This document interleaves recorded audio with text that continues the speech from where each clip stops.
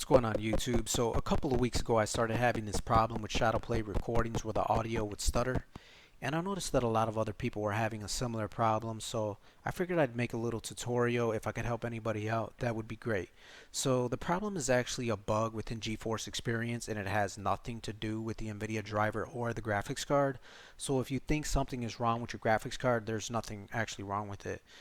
There were some crude solutions for this before, as shown on this page, but Nvidia actually created a hotfix for this now and built it into the latest version of Geforce Experience.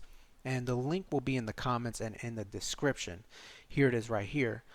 Anyway, I hope this works for you, and if it does, please leave a comment. Please hit that like button so other people with the same problem could see this video and it could help them. Okay, so thanks for watching. Peace.